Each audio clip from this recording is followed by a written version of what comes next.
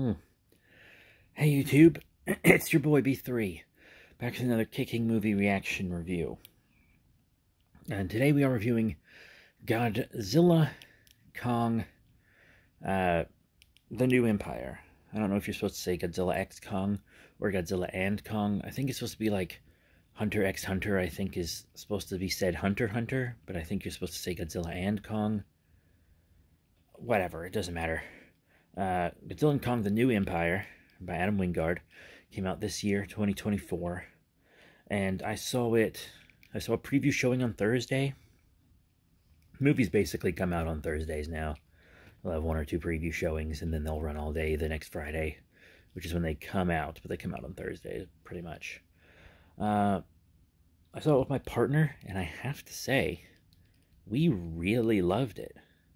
The MONSTERVERSE, I've enjoyed it thoroughly, but it's had a rough ride. Godzilla 2014 wanted to be this kind of grounded, darker, down-to-earth, character-based story, which is good. Gareth Edwards' Monsters is a spectacular film. It's one of those movies that everyone I know had to watch it twice, and then they were blown away by it, including myself. I had to watch it a second time to really appreciate it.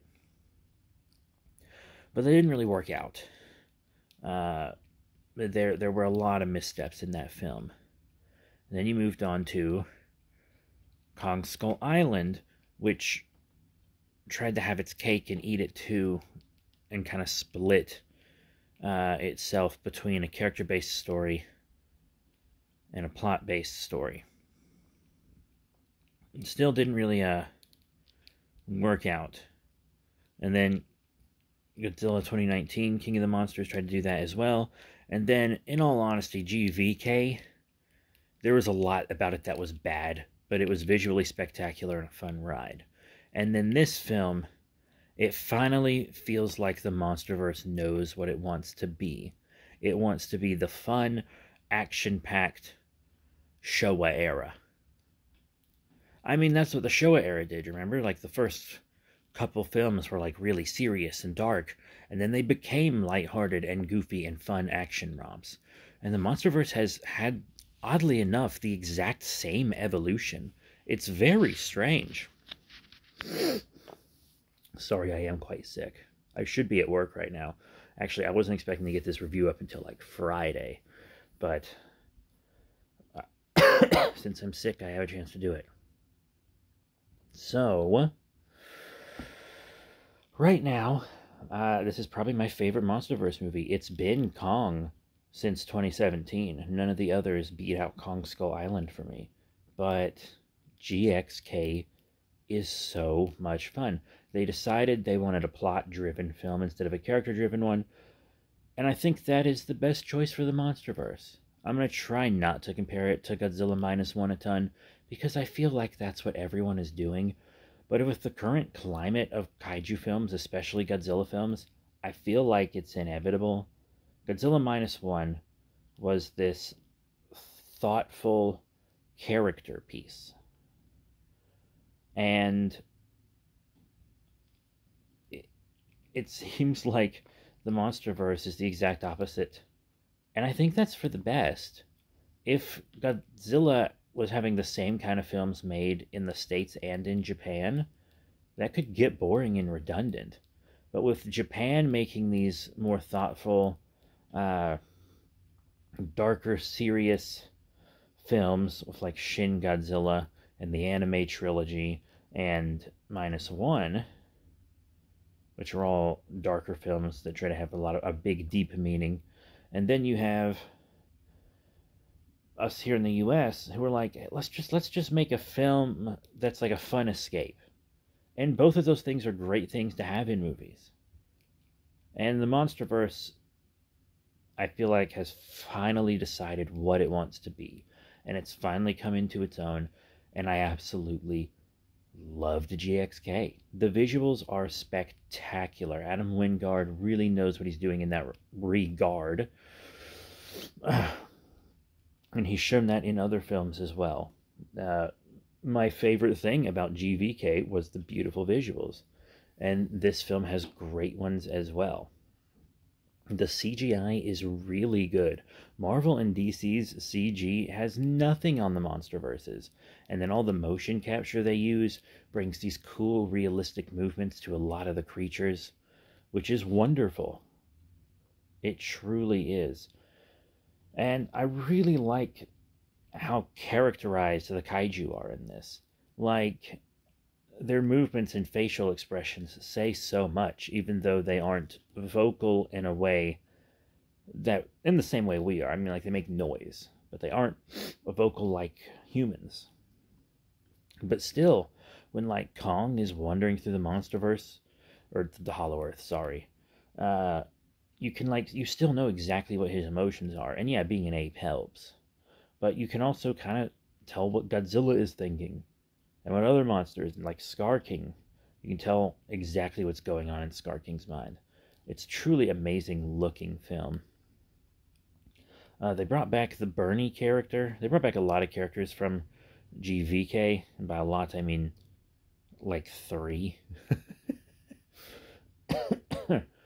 Bernie was kind of our comedic relief. And I don't like him as a character. GVK and GXK are really both glorifying conspiracy theorists, which is not a thing we need in the modern day. Conspiracy theorists are such a big thing right now, and it's causing actual violence and attempted overthrow of governments for lives in our real world. So that's just such an odd choice to me for this modern thing. And I know his conspiracies, for the most part, are fictional ones that don't exist in the real world about kaiju. But like, you look at a lot of his conspiracy theories that connect to that are real ones in the real world that can be very harmful. Also, I just found him kind of a little bit annoying. Like, he wasn't very funny. There was the guy Trapper, who I thought he was also very lighthearted. And I thought he worked much better in that regard. Bernie seemed even more unnecessary than in GXK. I don't know. But I did like him better than in GVK. Is that weird? I liked him better than I did in GVK. But still, he's not my favorite. All the other characters were fine. You know, they don't really have big arcs or anything.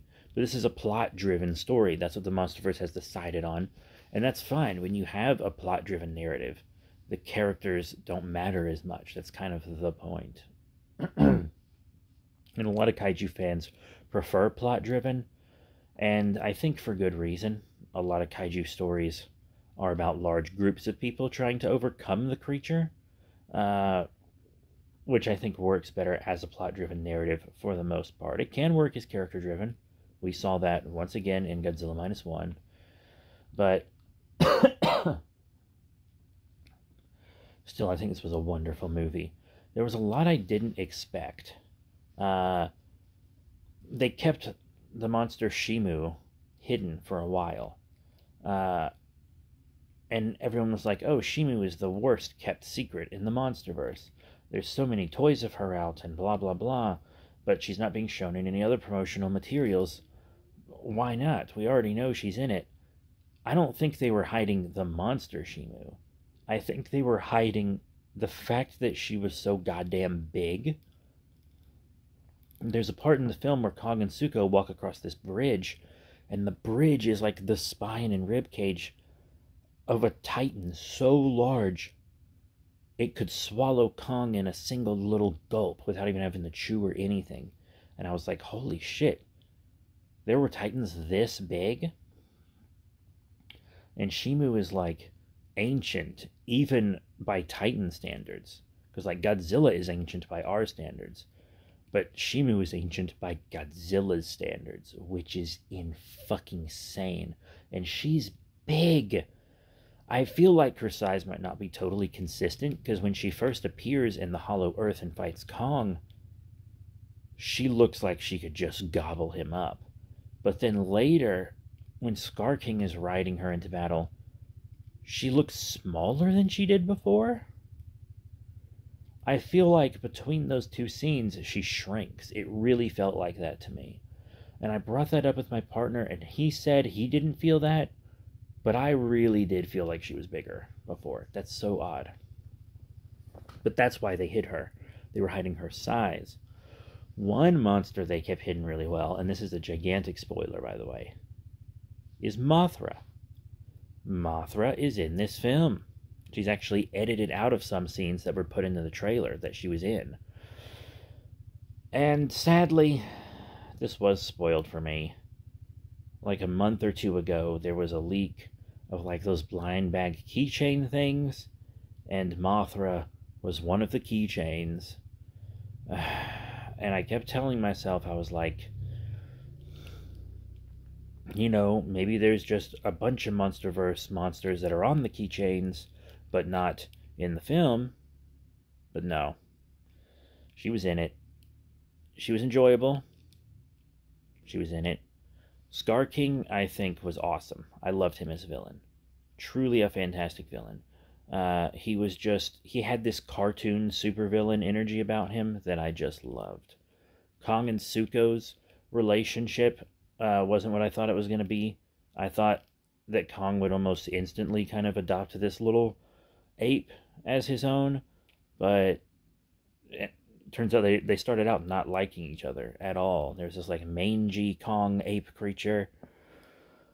So many cool new monsters in the Hollow Earth, so many cool returning monsters in the Hollow Earth. We got to see Tiamat, who I think we've seen in novels and graphic novels, and we saw her, and there was like this kind of little MONSTERVERSE file that kind of showed us all about Tiamat without having to just watch humans explain it to us, which I thought was very interesting. And then Godzilla's new form, his evolved form that he takes to fight this upcoming new Titan war. I love it. I love Pink Godzilla so much. I love the elbow spikes. I've always thought that was a cool thing. I love it when Gamera had it, and I love that Godzilla has it. Pink Godzilla is so cool and unique, and I love him. I like Kong's new arm brace. I knew it would have lightning powers. I effing knew it. That's definitely inspired by the 1962 King Kong versus Godzilla. 100%. But there is one thing I was thinking of. Godzilla instinctually felt this war coming. And so, but everything that was starting the war was happening in the Hollow Earth. So, Godzilla intentionally stockpiles all this power. And then, when Kong comes up to take Godzilla to the Hollow Earth to fight the war, Godzilla's like, "You're here to fight me to be alpha." It's like, no, it's for the war you were just preparing for. Do you not, you can sense that it's happening, but you can't sense any of this other stuff? Odd. Very odd. But they ended up getting along better in the end. Really enjoyable. Some great fights. Really cool, interesting stuff. I just loved it. We get to see more of the Iwi people. Oh, excuse me. Sorry, my throat actually hurts quite a bit. Sorry. And I honestly can't wait to see where the MONSTERVERSE goes from here. This was pure fun, a magnificent spectacle, and it was worth every penny to go see. I didn't see it in IMAX. That's fine. IMAX sometimes gives me a headache, so that's why we didn't do that. Plus, it is more expensive as well. But kaiju films, I hear, are pretty great in IMAX. So maybe check it out there. I don't know. But definitely check it out in theaters. You know, we want these to do well so that we can get more Godzilla and Kong films. And a lot of people are calling for more Godzilla and Kong solo films. To be honest, I don't really care.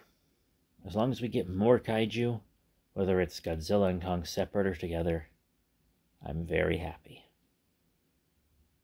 Very happy. So that's it. Thank you all very much for your support. Please remember to rate, comment, subscribe. Check out all the cool links in the description below, Facebook, Twitter, etc. I mean, yeah, there's more to talk about, like the plot hole of a different ape destroying an Hollow Earth outpost, even though they're all supposed to be trapped. in a lower part of Hollow Earth, etc., etc. But it's an enjoyable film. I'm very happy I saw it in theaters. Very happy I saw it as soon as I did. And I want to say more, but I have to stop now because you can clearly tell I'm losing my voice. That's it. Thank you all very much for your support. I'll see you all next time. Bye for now.